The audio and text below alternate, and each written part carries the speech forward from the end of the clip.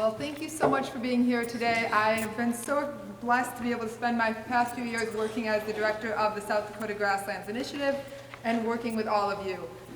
Is this on? No? It's coming through. There we go. Now can you hear me?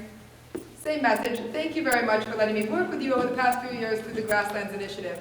We want to take a few minutes, recognizing there's some new faces in the crowd, to just do a quick recap of what the South Dakota Grasslands Initiative is. But I recognize that a lot of you are already getting emails and hearing from me, so we'll keep this fairly brief. But I think it's really important that we spend some time thinking about where we've come since that last Grasslands Summit 2 years ago. So as Josh spoke to, we know that our state used to be predominantly grasslands, about 97%. And like much of the Great Plains, we've been losing it over time through all the different factors that he spoke on. And this is something that's seen throughout the Great Plains, and the Central Grasslands Roadmap was this concept that was put together to bring together diverse partners, not just those in one realm, but everyone together who's impacted by grasslands from Canada through Mexico. So not focusing on boundaries, but what can we do together to support grasslands? And some partners from South Dakota who were involved in the Central Grasslands Roadmap effort really loved that concept and wanted to bring it to South Dakota with a more South Dakota focus. And from there, we've developed the South Dakota Grasslands Initiative. The main lead was the South Dakota Grasslands Coalition. So we are kind of within the South Dakota Grasslands Coalition, but it's really important to note that this is multi-partners that came together. As it was launched, there was 9 different entities that started on that initial steering committee. And as we have new steering committees members come on, we always make sure that we don't have any more than one individual per entity to ensure that we've got that diverse perspectives. The Grasslands Initiative membership is a pretty vague concept. It's not a form that you need to fill out annually. It's just being here in this space, being in the email list, participating in. So the Grasslands Initiative partners are all of you in this room.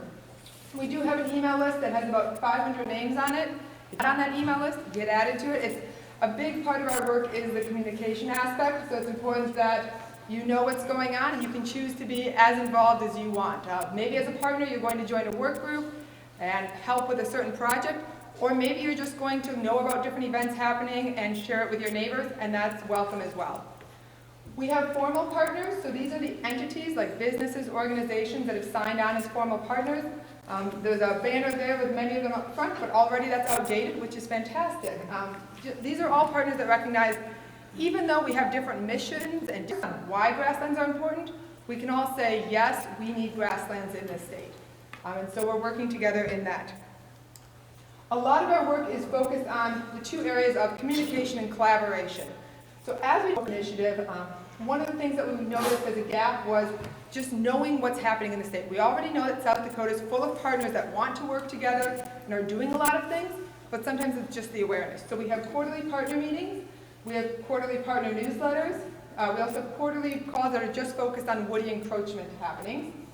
We publish 25 podcasts that highlight different partners, and then one of the projects that we did before we started the work group efforts was this, for the Department of Ag and Natural Resources, their speech contest theme one year was Working Grasslands, Why Does It Matter? And this seemed like a great initial project for us, so we put together resources and indicators. There's some extra bags in the hall if anyone wants to look at them, and just to help promote the awareness and education of grasslands. Then we have the first Grasslands Summit in 2024. Combined with our quarterly partner meeting that we had in January, that helped us develop what was the initiative going to do. So we knew that we had partners that wanted to show up, wanted to have something like this, but we definitely wanted to make sure we didn't duplicate what was already happening through partnerships, but that instead we filled the gaps. So the partners helped us develop our goals, and if you have a folder with you, inside the folder there's a handout that goes through our 5 main goals and the work groups that relate to that. Tomorrow we'll dig into it a little bit more and make sure that rather than just continuing blind, we want to hear from all of you. You'll have some time to give us some feedback on, are these goals still the relevant key goals that you see? Are these work groups hitting the right spots, or do we need to make adjustments? We've also attended 68 partner events since we were launched, either focusing on grasslands and loss or just what the work of the Grasslands Initiative is. And a lot of times when you'll see me set up, it's with a display like this where I'm showing all of the different partner entities and handouts from them so producers and attendees can learn about the network that we have in the state available to support grasslands. And then we also maintain a calendar listing of upcoming partner events.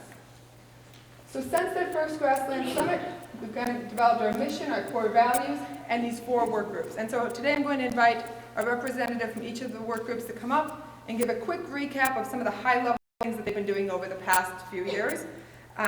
Each work group has about 20 individuals on it that ebbs and flows. So if we have a project that really interests you, we encourage you to jump on the work group, and then if it starts being something that's not the priority for you, that's okay to step back. So some of the work groups, if they're speaking on a project today that they're starting on that speaks to you, reach out and we'd be happy to have you join in.